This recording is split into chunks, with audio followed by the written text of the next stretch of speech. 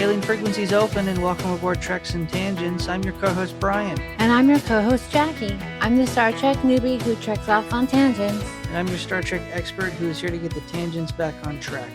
Each episode we watch and talk about a different Star Trek episode, but not this episode. Instead, we watched Con Air. April Fools. So, special thanks to a fan of the podcast for suggesting a while ago to do an April Fool's episode to me. The history behind the episode, I gave the idea to Jaci that we do an April Fool's episode where we do something different. Jaci suggested Con Air. I came back and said maybe we could do another sci-fi show. We could do a sci-fi movie. We could something serious, something a little more offbeat. Jaci suggested Con Air. Yes. I suggested other science fiction movies that maybe Jackie hasn't watched, like Back to the Future. Jackie suggested Con Air. It's a great suggestion. So here we are for April Fools with a very special episode of Treks and Tangents where we talk about Con Air. Oh, yes. With the best actor in the entire world. This is going to be a little bit different of an episode. Hopefully not too different. And hopefully this doesn't go on forever. Hey. Well, it's a 2-hour movie. Well, a lot happens. I know, that's my point. Hopefully this doesn't take too long to get through. But for those who don't know, Jackie's favorite actor?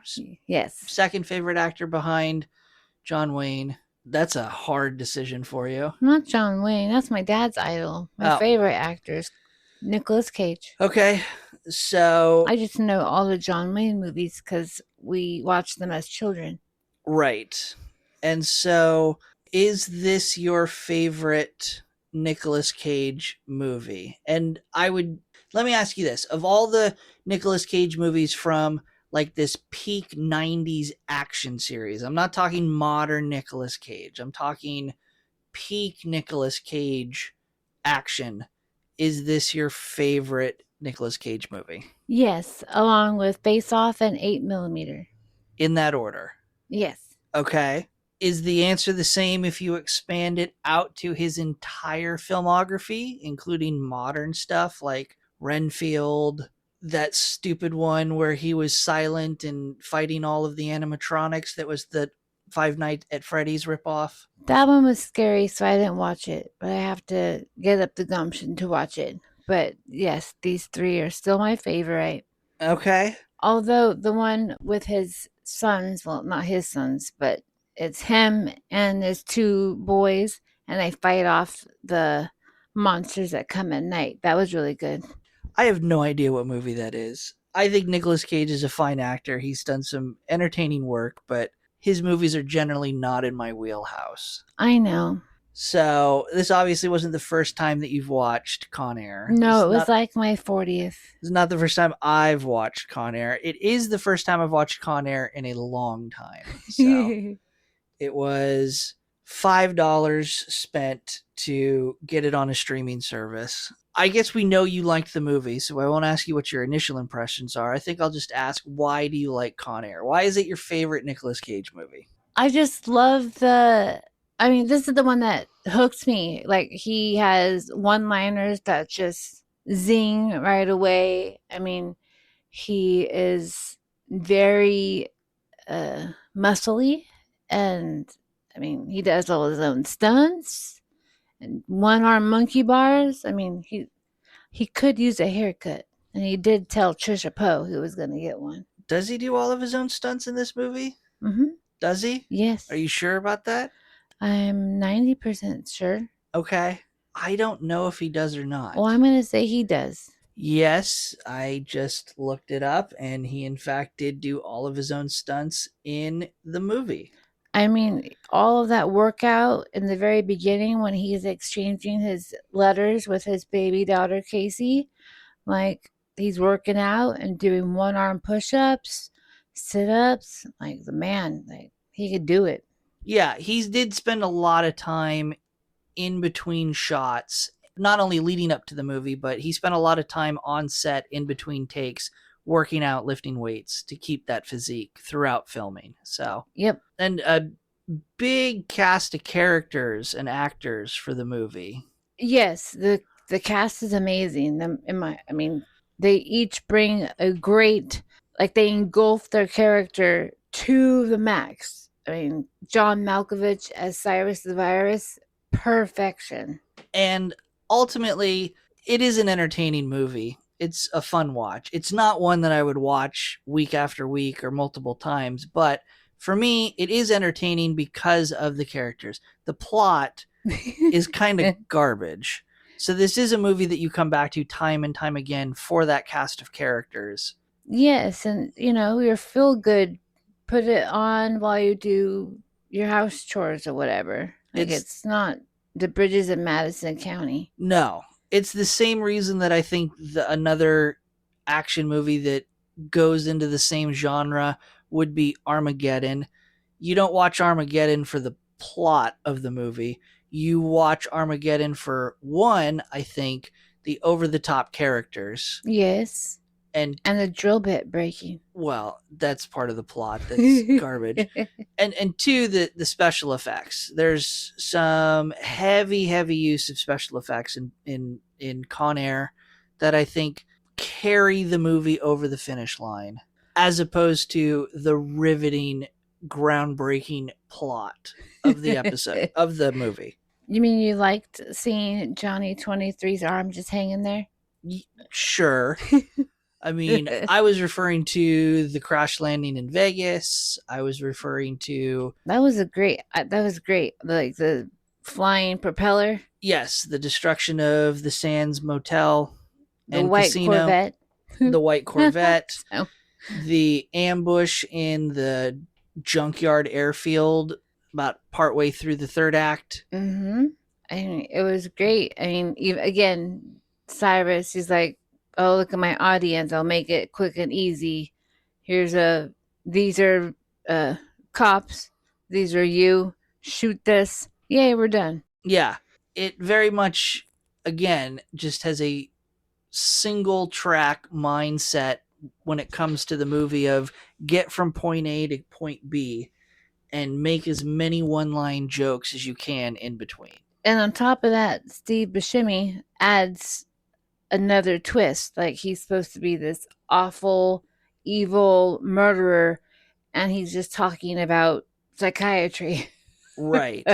We'll get to Steve Buscemi's character here. I have thoughts on his character. So ultimately, hey, it's 90s action movies at its finest here. So for April Fools, Jackie, why don't you walk us through the episode? So we open up to black and white images and video of Desert Storm, while over those images we hear that the Army Rangers, they have this particular class, they've done great, they have served their country, you're amazing, but now it's time for you to retire, and thank you for your service.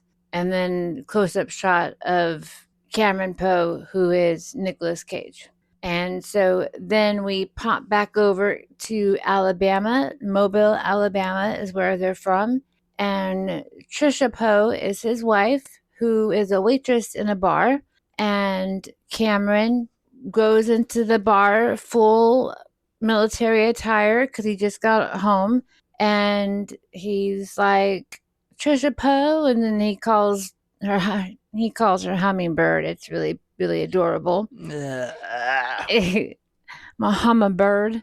And then he like crouches down because Trisha is pregnant. I don't know when she got pregnant because he was supposed to be fighting a war, but that's cool.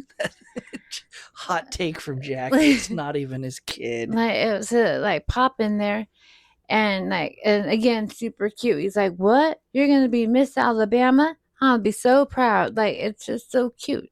And then, of course, the Trisha Yearwood is singing How Do I Live Without You over this entire scene. The original of How Do I Live. Yes. Sorry, Leanne Rimes. You didn't really do great. Leanne Rimes originally sang it when she didn't originally sing it, but Leanne Rimes originally sang it herself when she first sang it. Leanne Rimes was only 14. So Jackie's hating on a 14-year-old singer. Well, Trisha did it better. And so, Cameron and Trisha are dancing. Like, she should be working, but she's dancing. And three of her regulars are commenting on how, she's so great, hot, blah, blah, blah. And they give her a hard time. And Cameron is like, bring it on. And she's like, refocus her. So Cameron joined the army because he was a bad kid, is what we kind of get from when she goes, I almost saw that boy before. Yeah, we get the impression that, correct me if I'm wrong at any point if I break Con Air lore here, but it's implied that they were maybe not high school sweethearts, but they were together. They knew each other as kids. Yeah. They certainly were together in an item for a period of time before he joined the military and became an Army Ranger and went off to fight in Desert Storm. And yes, she implies that you weren't always the best kid. So I imagine the stereotypical story of going into the Army, getting that discipline, and changing, but there's always going to be a bad boy in Cameron. But this is going to be an episode of terrible fucking accents. I apologize in advance. So now it went from great weather to pouring rain, and it's the end of the night. And they're all so giddy, running to their car to go home. And the three that were giving a hard time break a bottle on a chain link fence. And they want to call Cameron out, come on, big boy, fight me, blah, blah, blah. And exact words, too, straight from the script. Come on, big boy, come fight me. And so, but he gets attacked, and it is self-defense. He has to fight three people, and Trisha runs to get Dale, who is the owner of the bar. And when they come back, Cameron has killed a man because he popped his nose into his brain when the guy pulled out a knife. Right. And then the two that were living took the knife with them and ran away. And then we're jumping into the court system because, you killed someone. Yeah. I don't know how realistic any of this, none of this is realistic. No. It's Con Air. But a man ambushed outside of a bar. Your only witnesses are going to be drunk people. Trisha, his wife, maybe the bar owner because they know him and they have a history with him. And so then you got two accusers and you got a man that's dead. Is the criminal justice system really that corrupt where they're going to come down on Cameron Poe in this situation? Maybe. I don't know. Well, he had a terrible defense attorney. He said, just plead guilty and you only have to serve 4 years. And Cameron didn't want to plead guilty because he was self-defense. Oh, he set it up as a sweeter deal than that. He said, plead guilty, you'll get sentenced to 4 years and you'll serve maybe a year. Yeah, it was awful. And then now we're in the court, like in front of the judge. And the judge is like, you have been taught how to kill people because you are like a weapon yourself. And so because of that, you have to go to jail for 10 years. Right. 7 to 10 years, which is, if I remember correctly, what the defense attorney was trying to use as a scare tactic against pleading not guilty and taking it to trial. I think the defense attorney said, if you plead not guilty and this goes to trial and you're found guilty, you're facing 7 to 10 years anyway. Exactly. So, lesson to everyone, when you take plea deals, the judge does not have to accept the plea deal or the agreed upon sentence. It is still up to the judge. Especially if you are a trained assassin.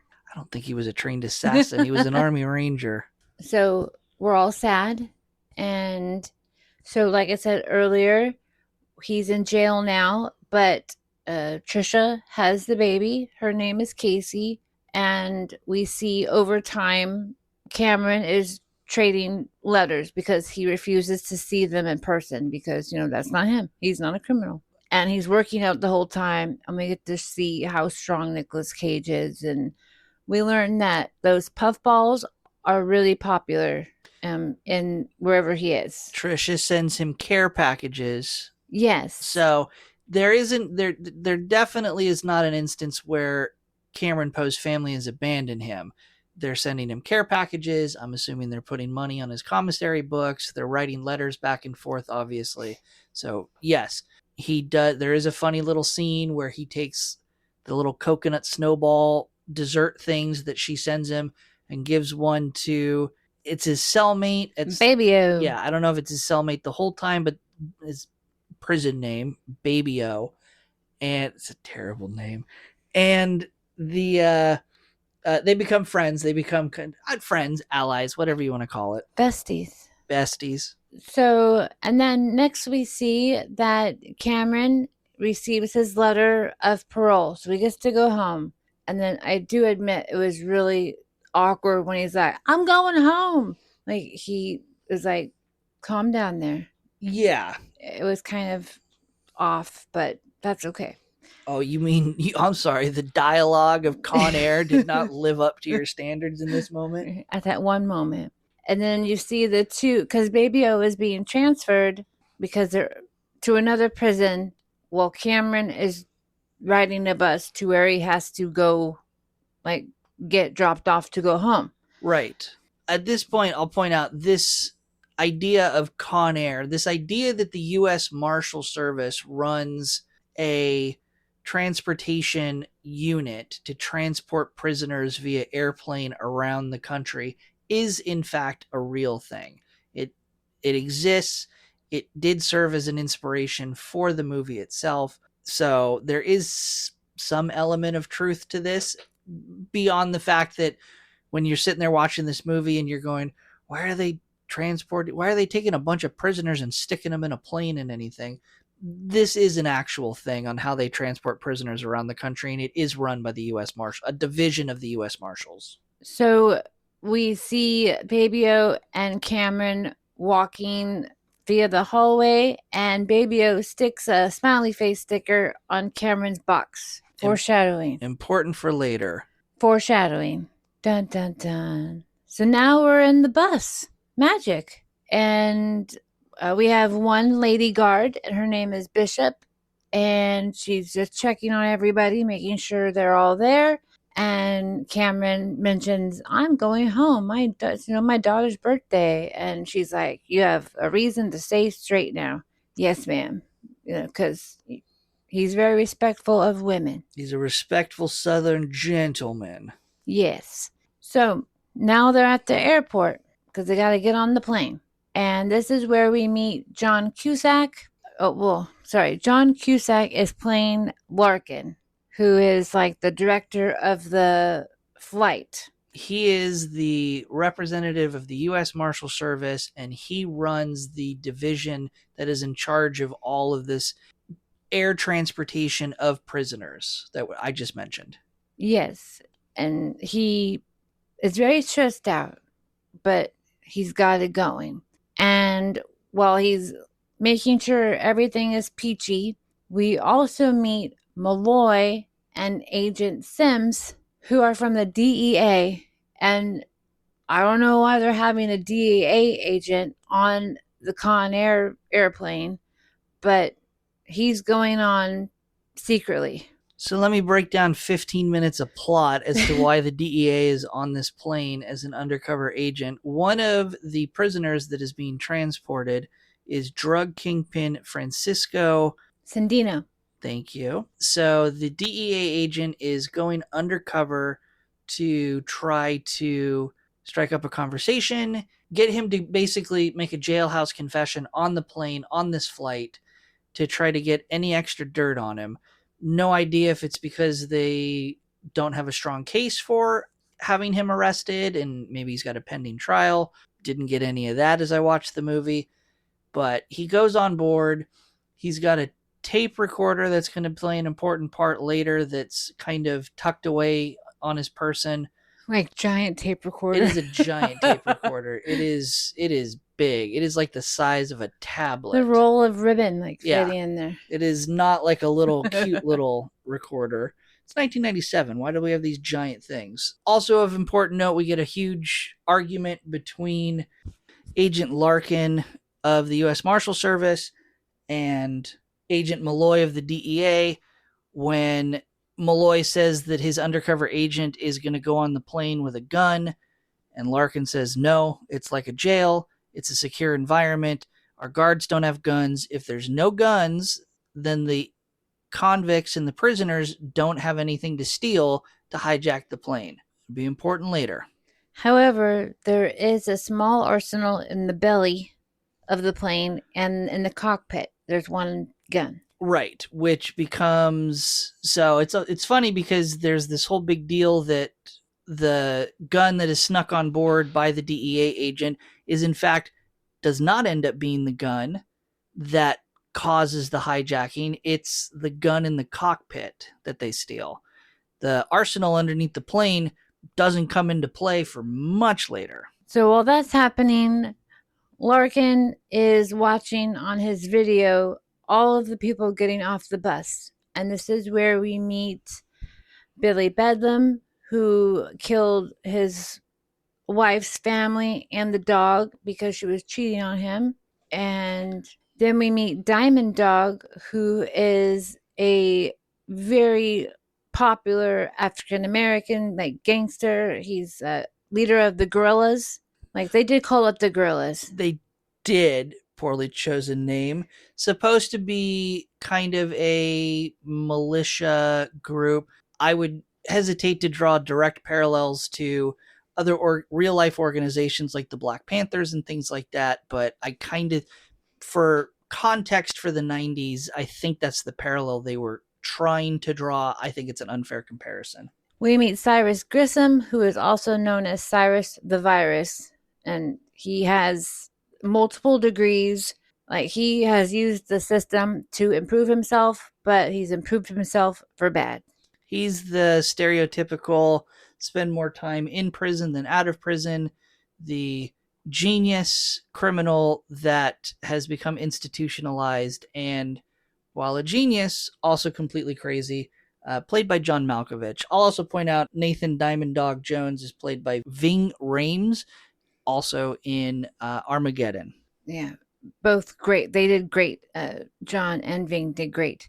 Then we have Pinball, who was played by Dave Chappelle, and the convicts have a plan. And while they're checking all the inmates for contraband, Pinball has something down his throat and breathes in the guard's face so the guard cannot look farther because he has bad breath. And then we have Cameron, and then Larkin calls him a nobody.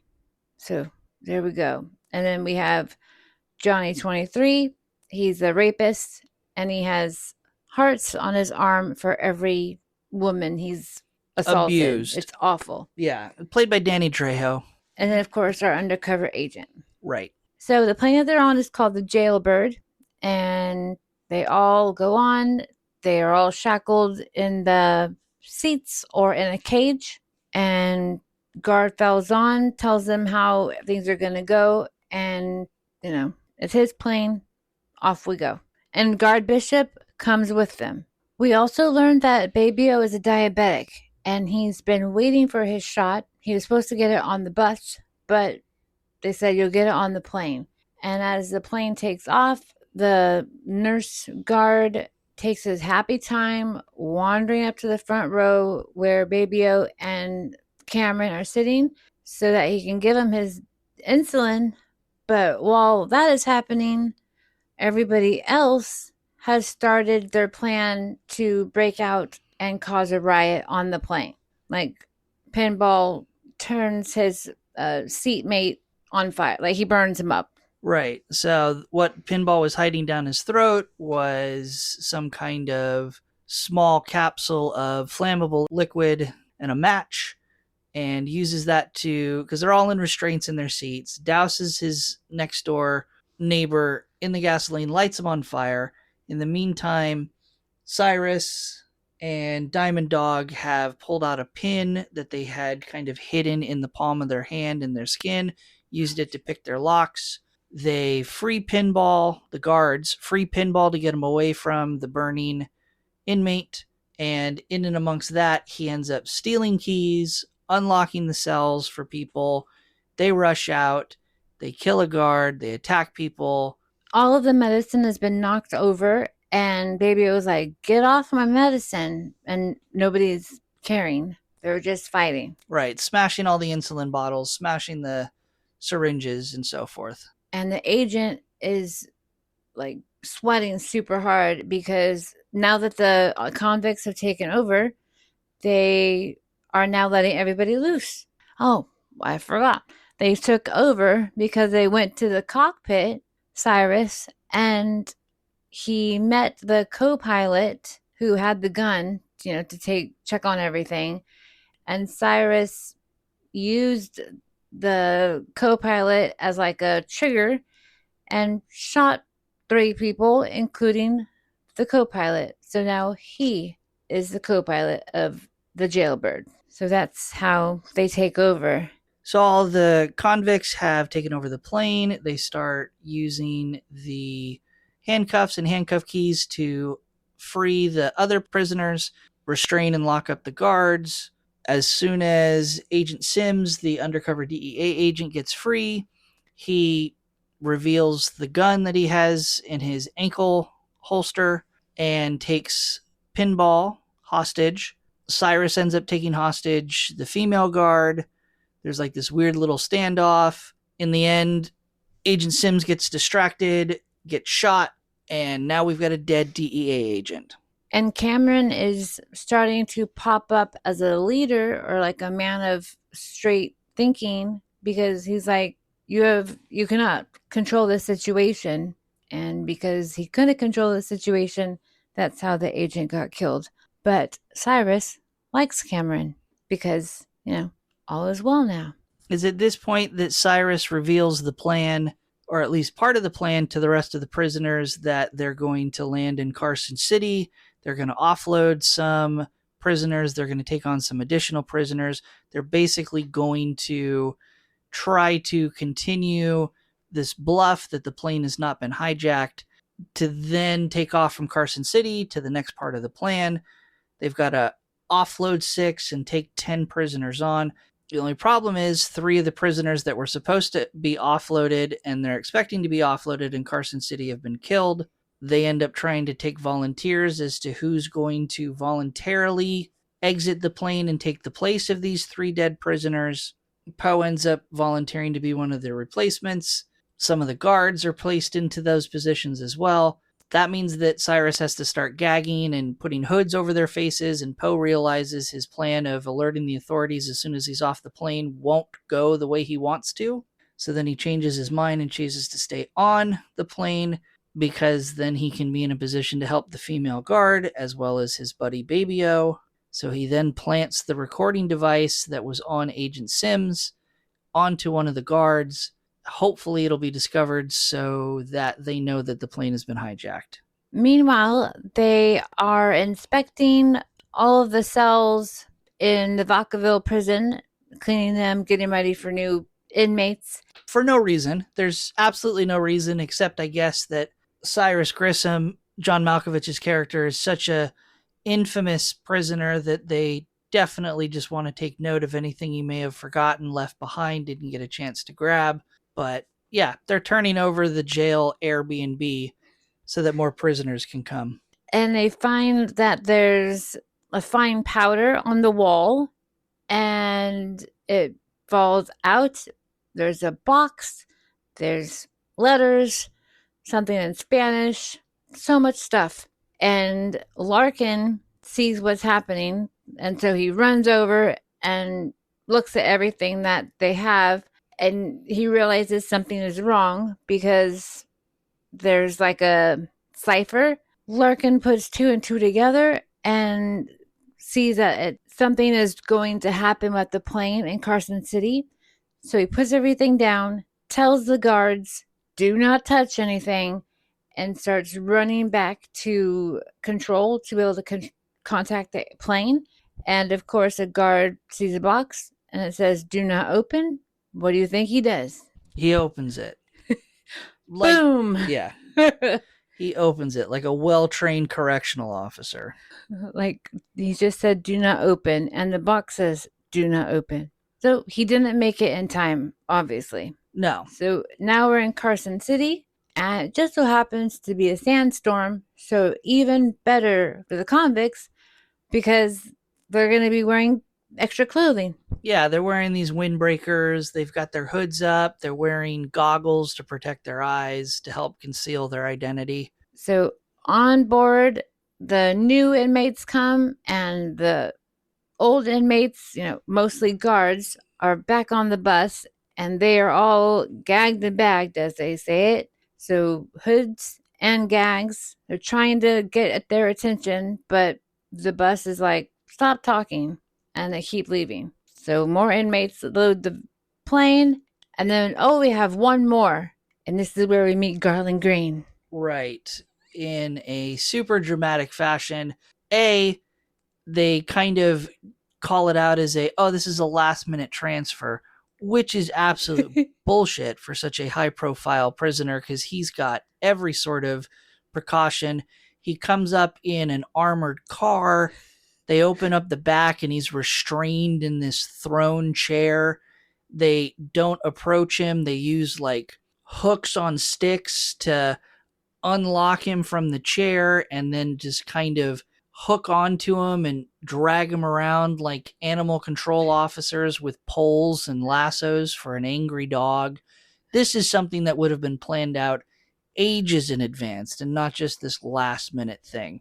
And they talk about how terrible this guy is because, again, we have to get the profile of the individual, how he's just a prolific serial killer and he did a bunch of terrible things before he killed the people. So part of my little headcanon fan theory that ever since I watched Con Air, I've never been able to shake this idea.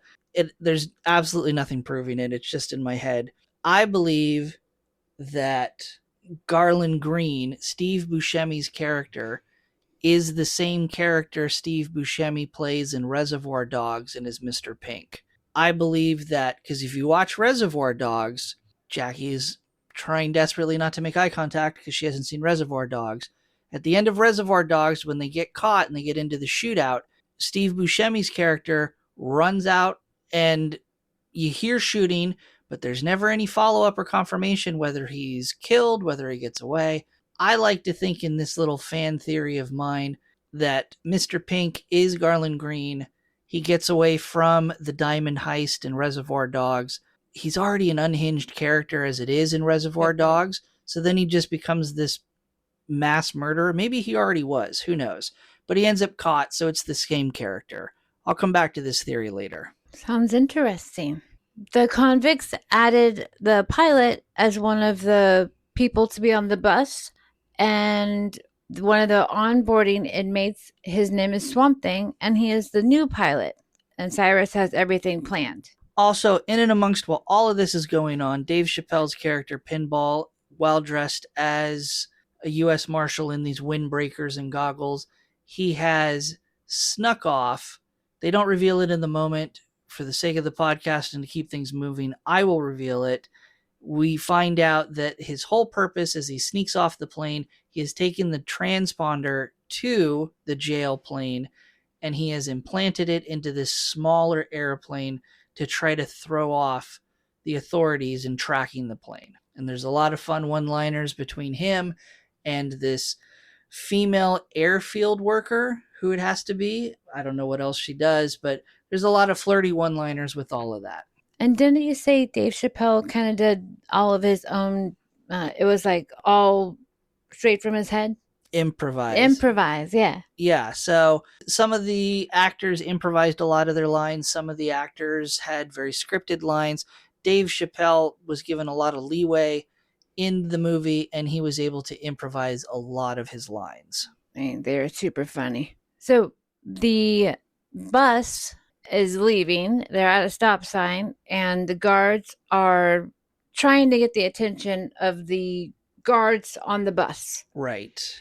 Guard Falzone, he was so mean to the inmates, so he kind of got karma. So the bus guard elbows him, and out comes the recorder as he falls back into his seat, and they realize, these are our people. the convicts have taken over the plane. We need them to, stall them. Because they realize that they need backup. One bus with a couple guards and a couple random agents on the ground are not going to be enough to stop the plane from taking off and retaking the plane. So they tell one of the guards that's on the ground, they radio out to say that the convicts have taken over the plane to stall them because they have to get backup. So he goes up, he starts talking to John Malkovich's character. They don't get very far in the conversation as backup arrives. Cyrus, John Malkovich, pulls out his gun, dramatically shoots the guard dead, and now Cyrus, the mastermind of this plan, realizes that the gig is up. Law enforcement has realized that the plane has been compromised. And poor Cameron, who put that on the guard, is just like, ugh, now what? Right. His plan is now, because of course the plan is always not to allow the prisoners to escape. He's got their attention, but the plane is taken off. And of course, as the plane is taking off, we get a funny little scene where Dave Chappelle's character realizes the plane's taking off. He has to break up flirting with the airport attendant, and we get the little comic scene of him running alongside the plane. Looking out the window is the prisoner that he lit on fire, and he's very pleased that Pinball is now outside, and Pinball is pretty much trying to tell him to stop the plane. The plane doesn't stop. Pinball kind of disappears for a little bit. He'll come back up later. Now we're in the air, and Cyrus and Dog are looking at Garland. His name's Diamond Dog. Let's use his full Christian name. Diamond Dog. And Diamond Dog is like, what are we going to do? Cyrus calls, well, this is a national treasure. We have to let him go. So next we see this big, scary dude start to take off all these restraints from Garland Green, who is very tiny and looks scary because of all the headpieces he has. But it's just super funny how he's scared of Garland just to let him go. Yeah. So that's my question that we don't get to see addressed. Tangent, because it's still our podcast, Treks and Tangents. He's in all these restraints and he's put into this cage on the plane. I'm assuming, who puts him in the restraints in the plane? Do the U.S. Marshals who are escorting him in the armored car go on the plane to put him into the restraints? I think he is loaded up in the restraints, and it's only the sticks that trade. Right. Like the plane has their own sticks, so he's still in his restraints from the truck. So then convicts posing as guards took over and brought him onto the plane and locked him up? They would have had to. That's just my question. It just seems kind of weird to put him into the restraints and then have the conversation about letting him out. But why would you need to keep up the facade of putting him in the restraints on the plane? Couldn't they just, because as you see the rest of the prisoners get onto the plane, we even get the fun little comment from one of them who's celebrating, idiot, going, hey, we've taken over the plane. It's this great. This is awesome. There's no guards on the plane because it's not overheard. So why wouldn't they just take him off from why wouldn't they just take him off the restraints to begin with? Probably because they're scared out of their mind. I guess. It just seems like a weird juxtaposition to have to put him into the restraints to then decide to let him out. The only legitimate reason I can see to put him into his restraints and in the cage on the plane is to placate the guards on the ground to keep up the charade that the plane has not been hijacked. But there's no guards on the plane to see that. They're not putting on a show for anyone. I've talked way too long about this tangent. This is not my biggest problem with the movie. Oh, but it's good. Maybe there's like a little like button you gotta push, and the truck says locked in. Sure. So we're still flying, and Larkin and Malloy are now talking to Cyrus because Cyrus has called them on the radio. He's like, haha. And Malloy learns that his agent has died, and Cyrus sings him a lovely lullaby. And Larkin's like, where are you going? Because Cyrus does not like Malloy, because Malloy is being very, very mean and rude. So he will talk to Larkin. And they get no answers from Cyrus, of course. So Well, they do a little quid pro quo where Cyrus says, I'll answer one of your questions if you answer one of my questions first. And that's where Cyrus says, how did you know the plane was hijacked? Yes. That's where, and they're truthful to him. They said one of the guards faked a heart attack. I don't think he faked a heart attack. I think he was just, We got elbowed. he was screaming under his hood and with his gag. But anyway, they confessed to Cyrus that they found the recording device that had been taken off of the dead Agent Sims, and that's how they knew the plane had been hijacked. They then asked Cyrus, okay, my turn for a question. Where are you going? And Cyrus says, we're going to Disneyland. So instantly showing that Cyrus has no intention of cooperating whatsoever. But enter my man Cameron, because he wants to know what the plan is, and he wants to rescue everybody, of course. So he's like, what's the plan? I will be your friend. And on the ground, Larkin is like, wait, Poe's not a nobody. He's a parolee hitching a ride home. We can use him. And yeah, now he has to change his thoughts on Cameron. Right. He comes to the realization that why is Cameron Poe so intent to stay on the plane and continue on with wherever the plane is going when he's on parole? He recognizes that Cameron probably would have had the opportunity to volunteer to get off the plane, and he would have then been cleared or whatever and still released and on parole. So it doesn't make any sense. He starts to put two and two together that Cameron Poe is now a rogue agent who is on the plane for hopefully good intentions that can help end the situation. And to push it further, he tries to tell Malloy any one of us could have been in this situation. He was defending his wife in a bar brawl, and it was manslaughter. And of course, Malloy's like, F that. But, he's trying to convince him he's good. And Malloy is like, F all this, shoot the plane down. So he orders all these choppers with guns, and he's going to go in there and follow the transponder and shoot him down because they're over a desert. So they won't, human casualties will be few. Right. According to the transponder signal, the transponder is over the desert. I think the plane that they end up finding it on is doing like a tour of the Grand Canyon or something. But yes, for the old ladies. And Swamp Thing, though, tells them, hey, we are going way too slow. We're dragging. Somebody needs to go fix the landing gear because they're doing a rendezvous with that fancy convict we talked about earlier, Sandino. He has his own plane. He and Cyrus have a plan after this. Right. This is where the whole 99% of the plan is revealed. The whole purpose behind all of this is Saldino's connections as a drug lord. They're going to meet them at another airfield. They're going to get off the plane. They're all going to load up onto a private plane that's untrackable. They're going to make a lot of money helping him escape, and they're going to take them to a country far, far away where they won't be extradited back to the United States, and they get to live out their lives in paradise. Spoiler, no.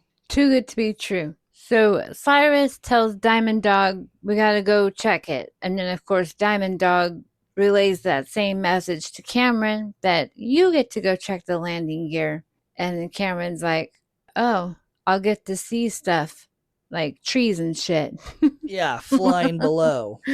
So Diamond Dog and Cameron go down to the belly of the plane to investigate the landing gear, and it's discovered that Pinball is dead in the landing gear, tangled up, and that's why the landing gear can't fully be retracted into the plane. We last saw Pinball running alongside the plane, so at the last minute before the plane took off, he must have jumped into the landing gear. I don't really know how he died, because if the landing gear is still partially down and the belly of the plane is exposed to the outer atmosphere, I mean, I guess he got stuck in just exposure, but he's not really hanging outside the plane. He's just kind of stuck in the landing gear. So I thought he got run over by the tires and he was like sucked up and in the metal and stuff. So he didn't die from exposure from being partially outside the plane, because then they all would be dead down in the belly of the plane. You think he got run over and tangled up and crushed. Yes. Okay, I'll go with that. You don't physically see that. No, you just see him go, whoa. Yeah, but you definitely see a dead Dave Chappelle at this point. So Dog is working on the gears, and Cameron has a great idea to write a note to Larkin on Pinball's white t-shirt. Right. Specifically, I don't think Diamond Dog is working on the gears. I think he leaves that to Poe. I think Diamond Dog discovers all of their personal effects and starts going through the boxes just for shits and giggles, which allows Cameron Poe the opportunity to write the message on Pinball's shirt and then free him from the landing gear, shove him out the hole for the landing gear, and the landing gear can then be raised up.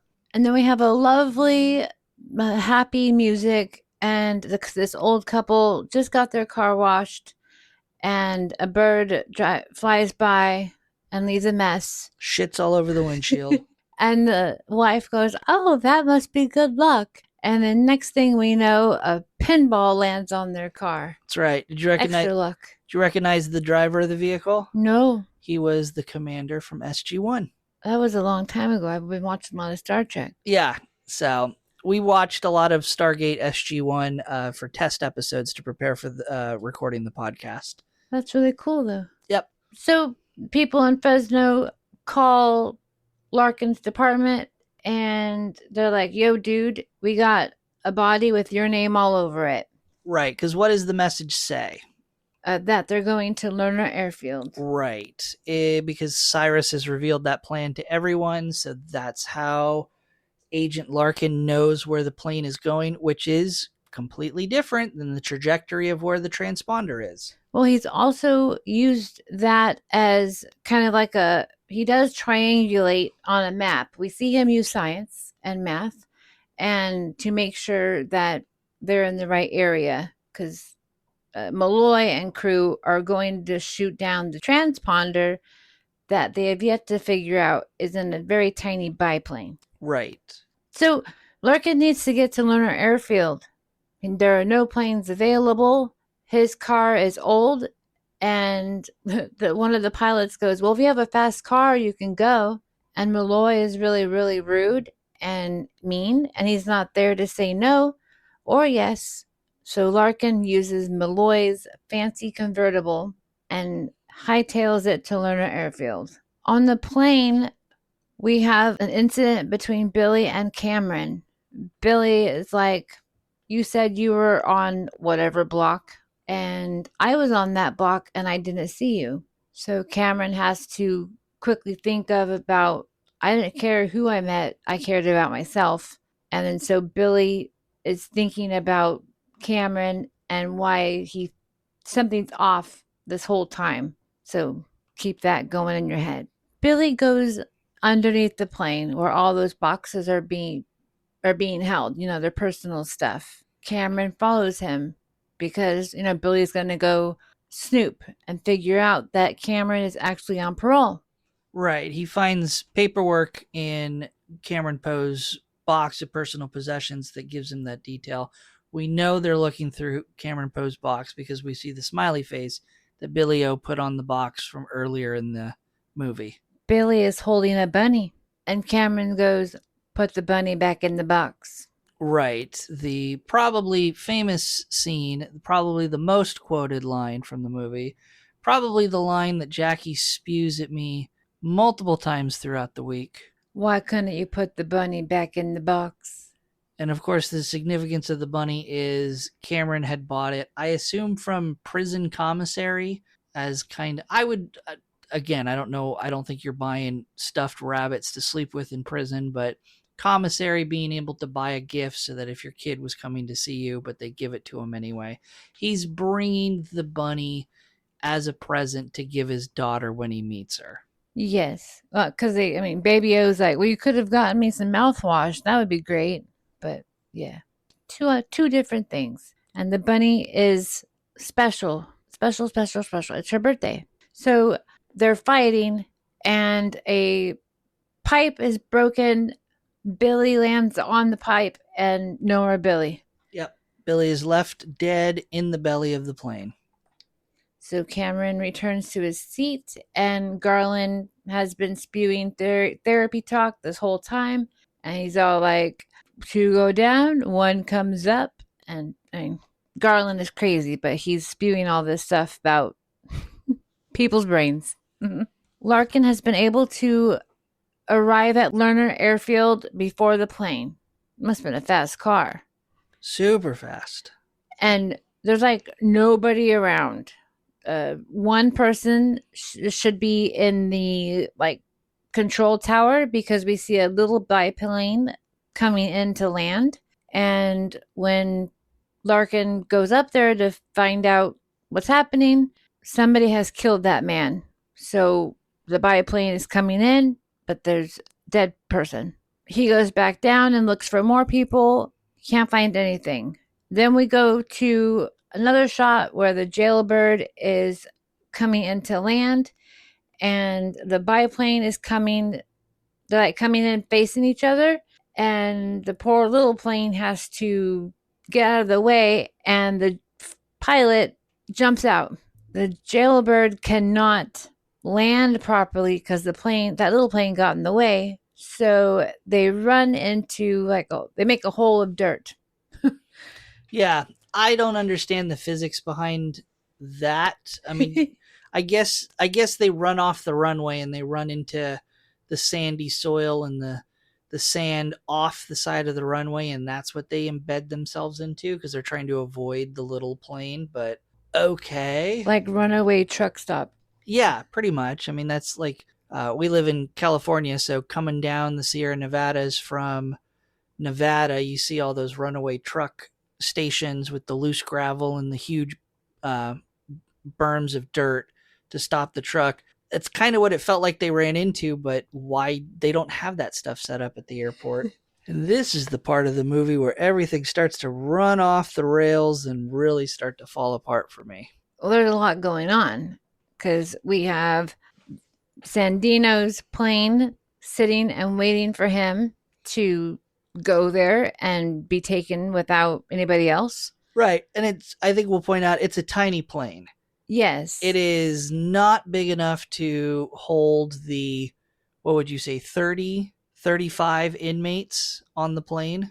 Exactly. Like, not even Cyrus, Sandino, and the pilot, plus the two other people that were there by the plane. Right.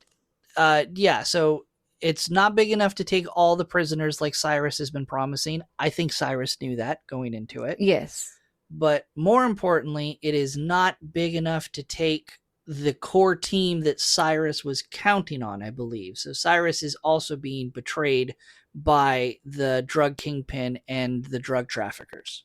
And Cameron finds this plane, and Sandino's men try to shoot him, but of course Cameron is able to fight them off, and Larkin is there and helps Cameron. Now they are both holding guns pointed at each other, and Larkin's like, I'll lower mine, you lower yours. Sorry, dude, only two people I trust, myself and the other one ain't you. So they discuss, like, what are you trying to do? And Cameron doesn't really give any answer besides, I can't leave a fallen man behind. Because while he's running around, he's looking for a syringe to be able to give Baby-O his insulin. Yeah, I guess he's hoping to find a first aid kit that just happens to have a syringe in it. Yes. Because this is not a modern airport. This is definitely a rundown airport / junkyard. Well, they do call it the boneyard. Yeah. So Cameron's been running around looking for the syringe, and then we see that the marshals are in the horizon. They're about 10 minutes away. So much is happening all at one time. Diamond Dog has lined up 3 of the guards, and he keeps calling them piggies that, he needs to solder them. Yeah, he's now getting off script from the plan of escaping, and now he's just trying to fulfill his own little manifesto agenda. And so him being a quote unquote freedom fighter. Let's call him that. Yeah. That's the nicest way to do it. Now he's going to fight back against the establishment and he wants to execute the guards. But Cameron Poe doesn't want him to because, of course, Cameron Poe wants to stand up for the innocent. He says, you shouldn't kill the guards. We don't, until we can find the drug smugglers who are going to take us away, we don't really know how the plan's going to unfold. We might need leverage. Cyrus happens to agree with Cameron Poe in the moment and saves the guards. And we get a cute little winky wink wink from Cameron Poe. Right. So now we need to dig out the plane and pull it out.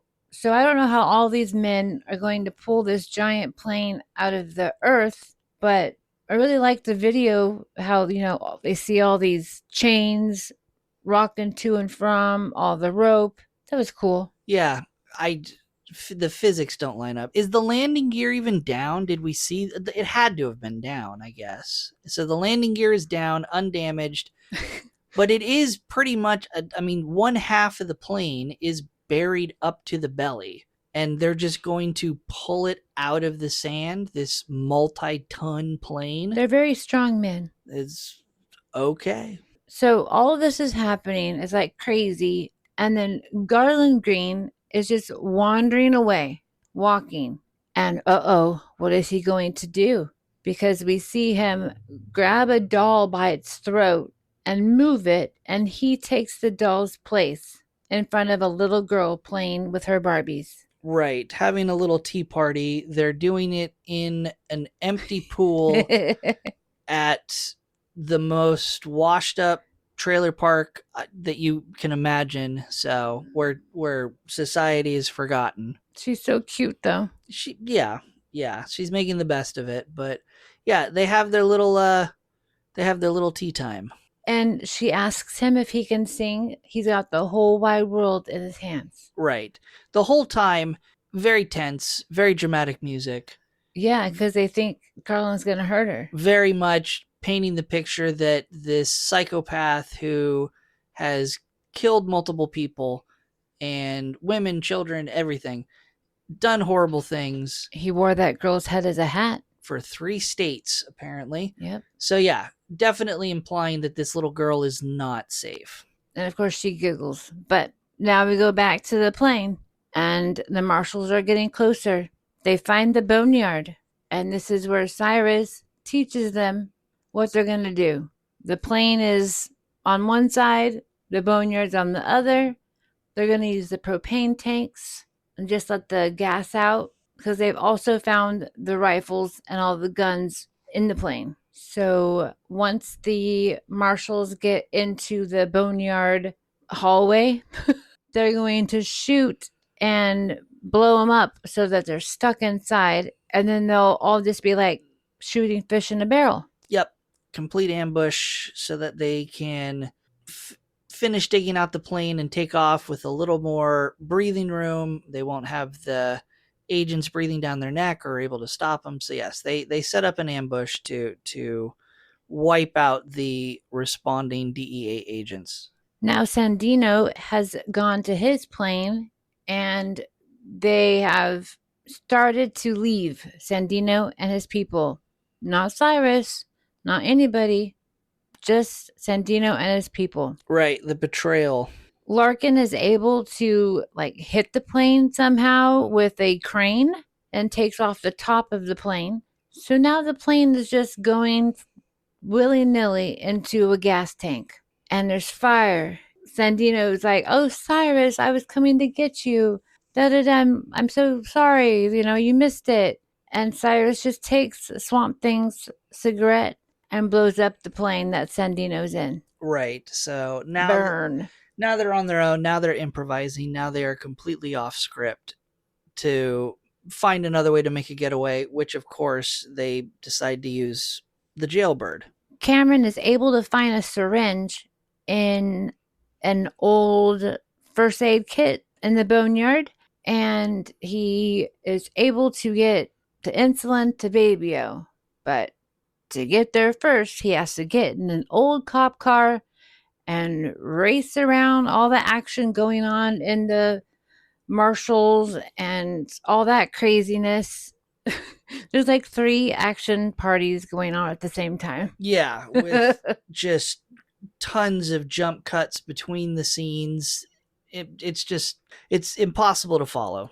So that's what I'm gonna say on the Cameron line at the moment. So Cameron back on the plane gives Baby O his insulin, but while he's been trying to get there, Johnny is like, F digging out the plane. I gotta go talk to Guard Bishop because, I need to be Johnny 24. And Cameron is able to get there in time and grab Johnny and tell him, we don't treat women that way, as he's pounding his head into the wall. Love it. And then he frees Guard Bishop and uses her handcuffs to handcuff Johnny to the same wall that she was just at. And then she, kicks him in the belly. So now we're back into the marshals, and Larkin has found like an old snowplow, and he got it to work, and he's telling all of his men, get behind me, hide behind this, like weird plow thing. Yeah, I don't think it's a snow plow in the middle of the desert. I mean, it has this weird plow thing in the front. I think it's just a bulldozer. Oh, that makes sense. So get behind this bulldozer bucket. And he's able to get what's left of the marshals to safety. So off they go. And the plane has now finally been free of the hole somehow. But someone tied it to a cement pillar. I wonder who that could have been. So as they're flying away, we see the little girl running. And she's like, bye-bye, Bob, bye-bye. And so we're so glad that Garland didn't kill her, but he did take his Barbie. So that's kind of weird. Well, let's just pretend the little girl gave it to him as a parting gift. Yeah, Bob. Very clearly, the little girl is fine. She is unharmed physically. She seems to be in good spirits. It's to be, I think, a actual reveal to the audience that Garland Green did not live up to his past, did not act out any impulses, and did not do anything harmful to this little girl. Important for my headcanon plot we'll get to in a bit. So we are in the air and we are free of the cement pillar, but there's a hook on the rope, and it attached itself to the fancy car that Larkin used to get there. So they're dragging the car, and sadly, the 3, Cameron, Baby-O, and Guard Bishop, did not make it off the plane in time. And then I love it because Cameron goes looking at the car flying in the air. On any other day, this would be strange. Right. This is also one of the... I think this is the scene where they're celebrating the fact that the plane took off. If I'm not mistaken, it's not from earlier. It's this scene where they're playing Sweet Home Alabama. Yes. And they're all dancing to it. And Garland Green has... I don't know if it's my favorite line, but it's one of my favorite lines where Garland Green says, define irony, a bunch of idiots dancing around on a plane to a song made famous by a band that died in a plane crash. It's great. Because, of course, Leonard Skinner died in 1977 on a plane. So now the plane is in the air. We're on our way to wherever Con Air is going. Yeah. We don't know yet. No. You tell me where you think they're going, because at this point, they don't have a... They have no plan. There's no plan. The plan never was to get the jailbird back up into the air to escape. The plan was they all were going to get on a new plane. Yes, and go to Columbia. So I think if I'm not mistaken, there's like a one-off line mention at some point in and amongst all this dialogue that the new plan is just get to Mexico. That sounds like a good plan. Yeah. So off we go, and Cyrus is mad. What happened? Someone notified the guards. Someone tied my plane up. Someone killed Billy. Who is this traitor? And, of course, he holds the bunny. Tell me, or the bunny gets it. Yeah. And Cameron's like trying to, he's going to go forward. And Baby-O is like, it was me. Yes, the diabetic who's been half dead the entire movie. And then he's like, it was me. And he calls him a bad name. And Cyrus shoots him. And it's like, what more can happen to Cameron's friends? Yeah, because that was, I would say, half of the reason he stayed on the plane in the first place was to save Baby O. Yeah. And so he's like, you can't go anywhere. You got to stay. And he has guard Bishop, hold pressure, and we're going to fix this. So now it's sad though, because Baby O is like, I'm so close to getting home and things never go right for me. And then he makes a comment how he doesn't think that there's a God. And this gives Cameron like some kind of superpower, because he's like, I'm going to show you there is a God. And then we see Cameron go forward to the cockpit fighting all these people, bang, bang, uppercuts, all kinds of punches and kicks. Right. And then gets to Cyrus, and Cyrus shoots at him, and big hullabaloo. And he gets to the cockpit though, because he's been able to knock Cyrus out. And he's like, you need to land this plane. I'm the captain. And he calls to Larkin, do not shoot. Because while all that is happening, Malloy, who found out that the transponder was at the Grand Canyon, On the little biplane, tourist plane. so he had to come back to the jailbird, and he's going to shoot it down. And Larkin doesn't want it to be shot because Cameron will save them. A lot of pressure on Cameron. So finally Cameron's able to get there and says, don't shoot us down. We're going to land. And it happened to be over Las Vegas. Yes. And I'll just go to the airfield, like the strip over there, and Swamp Thing's like, we ain't going to the airport. We're going to the strip. Yeah. I mean, anyone who's never been to Vegas, they're not that far apart. And down they go, taking out everything in sight, including the poor white Corvette that someone had parked illegally. Right. And you think the movie's over now. Oh boy, do I wish the movie was over.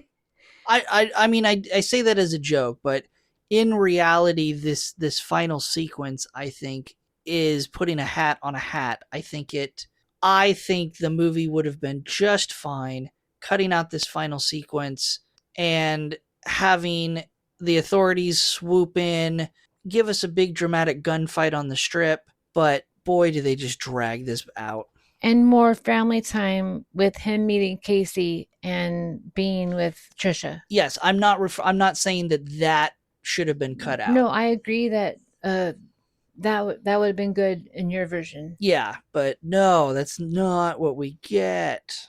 Because Cyrus pops out from under the plane and runs away. Cameron sees this because Cyrus is on top of a ladder truck from the fire station, and he says Cyrus, where Larkin says Grissom, and they both jump on these motorcycles that are police motorcycles.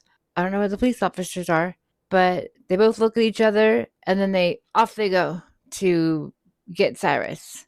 And then we have a huge fight scene, and Cameron, his shoulder got hurt in the plane crash when the plane went down, so he has to do the ladder monkey bars with only one arm and fight Cyrus with, again, one arm. So strong. And Larkin is on the roof of the truck trying to get Swamp Thing to stop the ladder truck. So they're both doing one thing on this fire truck. Finally, they get that to crash, and Cyrus kind of goes down this rock gully and is killed by a rock slamming his head. Right. Again, all could have been cut out. And they, again, to revisit it, because they set it up. The plane crashes. They start to pull the bodies out. They start to kind of wrap up the scene. Yeah, you see Larkin counting convicts. Yeah, you see him counting convicts. So it's not like the plane crashes and then they immediately pop out of the plane, jump in the truck, and the action continues. There's like a lull. And then they jump in the fire truck. And then we get this chase. And then they end up dying. And it's just, why? And Baby O went to the hospital. Baby O went to the hospital. They do all of that before they pop them into this fire truck for this one last little action scene to kill off the remaining three characters. I mean, I guess it serves that purpose. We get a fun little action scene to wrap up and take care of three of the main characters, the main villains, rather than just either having them arrested or show them dead, like we see Danny Trejo's character. Fine, wasted. So then we see the bunny go down a stream of water down into the little holes in the cement when it's going down the drain, and he grabs the bunny right before it gets out of reach. Yep, dramatic bunny moment. More dramatic than the fire truck scene, I think. And he goes over to Trisha and Casey, and so he is covered in dirt and grossness, and he has a mullet. He does not look cute. And he's like, "Hey, hummingbird," and she's like, "Hi." And he tries to give Casey the bunny, and he's like, "It's kind of dirty," and wipes it on his already dirty shirt. And Casey's, shy. And then they have this cute little chat about how they each have a picture of each other. And she takes the bunny and gives him a hug. And he's like, "Oh my gosh, I'm so happy." Yeah, he's like, "Hug the bunny. That bunny cost me 6 packs of cigarettes." And then Trisha hugs him, and yay, they're all back together. And then Larkin says, "I'm glad you're safe, glad you're home." And then Cameron is like, "Hey, Larkin, there are now 3 men I trust." Oh, how sweet. He trusts Larkin. So that ends. And then we go into a casino, and there's a new bidder. The bidder feeling lucky. And yes, he does, because it's Garland Green with someone's jacket on. Right. No idea how he gets there. I think it's a fun way to end the movie with. I thought it was adorable. So, which rounds out my headcanon. Yes, I'm going to inject it at the very end of the movie and be a little selfish.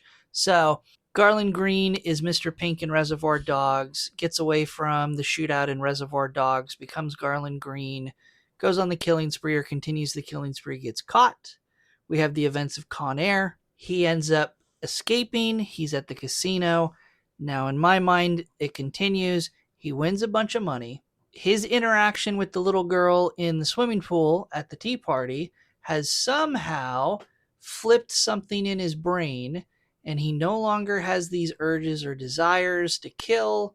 He no longer wants to be a criminal. He takes his winnings, and then he retires into an obscure lifestyle, and we never see Garland Green again until the 2001 black comedy Ghost World, where he has taken on his new pseudonym Seymour, and we get the events of Ghost World. I just feel when I saw. So he's been in 3 movies? I think the same. I think in my fun head canon, that character is all 3 characters. It's the same thing. He gets his money in Vegas. He ends up slipping away. He retires. He buys a house. His interaction with the little girl has changed his mind, so he's still completely socially awkward. But he's no longer a murderer. He's no longer a serial killer. Have you seen Ghost World? No. Okay, so I won't get into the plot for Ghost World. I doubt we'll do it on the podcast. But Steve Buscemi's character in Ghost World, Seymour, is extremely awkward. The reason why this whole thing came to my mind is if you look at Garland Green's actions and mannerisms, and then you look at Seymour in Ghost World, both Steve Buscemi's character, they're so close to being identical. His awkwardness, his little one-liners, his little philosophical spouts of wisdom that are nonsense, they're so similar. I just think they're the same character. But that rounds out my headcanon for the character arc of Garland Green. Sounds good to me. Jackie's just staring at me going, "How did you hijack Con Air?" No, I'm all good. So, but that's the movie. That's the whole thing. That's 90s action at its best. Well, Cameron did say he wanted to get a haircut, and he's sorry about that. Yeah, so. And he does. So is that your only fault with the movie? Is that he doesn't look good at the end? No, not at all. We covered it briefly in the beginning for your initial thoughts and impressions. Round out again, Jackie. Why is this the best Nicolas Cage movie that he's made to date? I just really liked this one. I mean, this was the first Nicolas Cage movie that I saw.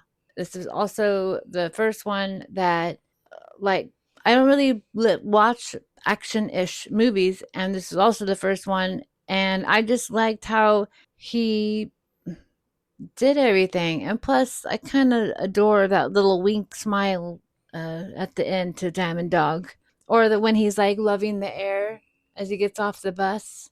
Okay. I mean, Nicolas Cage is very handsome in this movie. Okay.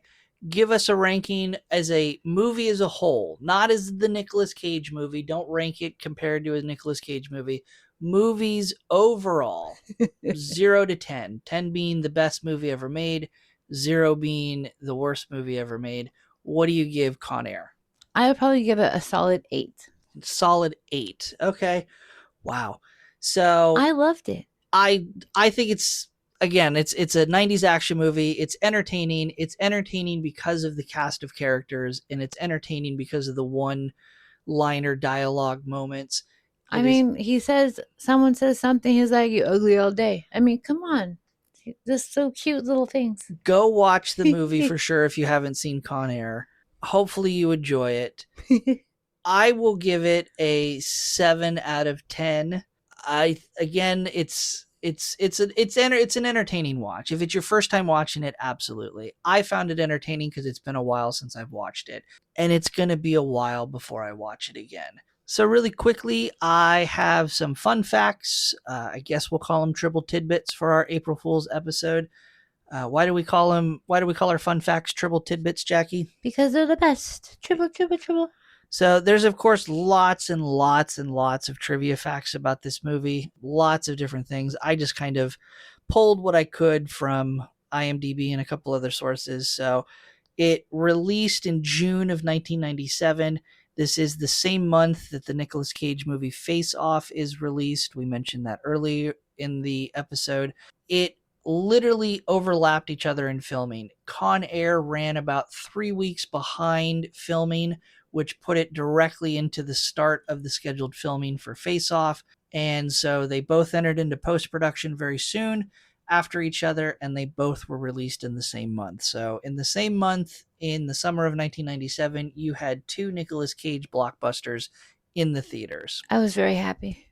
The role of Cameron Poe was originally offered to Sylvester Stallone and Kurt Russell, and both of them declined the role because they hated the script. Well, they couldn't give the one-liners as great as my man. No, I think they would have been. I don't think the movie would be the same, of course.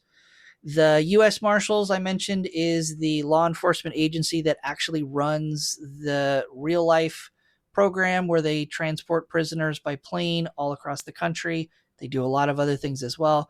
But the division of the U.S. Marshals that does that, and the U.S. Marshals in themselves, wanted absolutely nothing to do with this movie. They did not want to act as advisors. They did not want to be consulted for it. They completely took themselves away from that and wanted to stay as far away from this movie as possible. John Malkovich at the same time was being offered the lead role in Air Force One instead of Harrison Ford, and he turned down Air Force One so he could be in Con Air. Great choice. The success of Con Air had subsequently changed John Malkovich's profile in Hollywood. He had always been typecasted as a highly intelligent seducer and romantic character. And after Con Air, he now was transformed and typecasted as still an incredibly intelligent character, but for criminal roles. So he switched typecasting. He ended up, and he was happy for the change for a while, but then he got tired of those roles as well, and he started gravitating more toward European projects and taking on a variety of roles that way to try to get out of this typecast and not just play the same type of character, unlike Nicolas Cage, who plays the same character in everything. Staying with John Malkovich for a minute, in the press release and lead up to the release of this film, for the press tours, John Malkovich was asked, "Why did you do this film?" And he gave one word answer: money. Whoa. Later in 2007, so we're talking 10 years after the release of Con Air, He was on the Graham Norton show with Samuel L. Jackson. They were conversing back and forth, and it was pointed out to them that Samuel L. Jackson and John Malkovich had never done a movie together up until this point. And Samuel L. Jackson was the first to respond, and he said, well, of course we've never done any movies together. I, Samuel L. Jackson, don't do serious movies, and John Malkovich is a serious actor, so we just don't run in the same circles. And John Malkovich was very quick to respond and said, no, I was in Con Air. If that's serious, I'm an astronaut. So... oh my gosh. Here I was going, good job, John Malkovich, and now he does that. Oh, he loved the movie. I think ultimately he ends up liking the movie. It was more of just a funny little moment of, no, I'm not a completely serious actor. I don't just do serious work. I was in Con Air. That was not a serious movie. I think we all can agree it wasn't a serious movie. He delivered those lines perfectly, though. The song How Do I Live that we talked about earlier was nominated for both an Oscar as Best Original Song and a Razzie as the Worst Original Song. The Razzies, of course, are the exact opposite of Oscars. They are awards for the worst of the worst. So it did not win either the Oscar or the Razzie. No, but it did well in the country world. It did. And then my last little fun fact, the actual airplane that was used as the jailbird in the movie after the movie filmed had a series of owners because it was a functional airplane and it was put to use afterwards. Its final owner was a company called All West Freight Incorporated. It was sold to them in December of 2003, and they are located in Delta Junction, Alaska, or they were, because on August 1st of 2010, the jailbird plane crashed into Mount Healy and it killed all three of the crew. Oh, no. And one of the crew was, of course, the owner of All West Freight Incorporated. So that's sad. And that's how we'll end our fun facts. So we'll round out the episode since it is a Nicolas Cage movie and Jackie loves Nicolas Cage. Let's flip it on its head. Jackie, same question, but in the peak of Nicolas Cage filmography and his movies in the action in the 90s and everything. So his peak, what is probably going to be the worst Nicolas Cage movie that you can imagine? People won't like this, but I didn't like National Treasure. You didn't like National Treasure. Why not? It didn't appeal to me. I thought they were trying to be copying others. It's like they were trying to be Indiana Jones in a way. I don't know. It didn't work for me. Okay. I would say that I liked the first National Treasure movie. I think I liked it better than the next one. Yeah. Yeah, for sure. So, for me, the worst Nicolas Cage movie from the height of his career, I have never liked the movie Snake Eyes. I don't. Oh no, I love that one. I don't like Snake Eyes. I don't care for it. I think the casting for it was all wrong. I think the plot was extremely muddled. So I don't know. I think we might just have to flip a coin the next time we decide to do a bonus episode like this and pick a new Nicolas Cage movie. That'd be great. We can watch It Could Happen to You. No, we're not watching It Could Happen to You. We're not turning this into that kind of a podcast. So thank you, everyone, for joining us for this April Fool's episode. Thank you to the fan who suggested that we do an April Fool's episode. I don't know that we'll wait an entire year for the next April Fool's to do this again. We'll see how well this went. Comment below. Tell us what you thought of this bonus episode. Maybe we'll start doing some bonus episodes where we get into some other media other than Star Trek, where we do some movies, or we do a little tangent project over on our Patreon for a different television series. So, not quite sure. Let us know what you think. Let us know suggestions on what you'd like to see us cover next. Maybe we don't do a Nicolas Cage movie. Maybe we do. We'll have to see. But if you want to support our podcast directly, all the links to the podcast social media, the host social media can be found in the episode description. Thank you again, everyone, for your support and tuning into this special bonus episode this week. We hope you had fun like we did, and we will see you all next week. Be sure to put that bunny in the box. End transmission.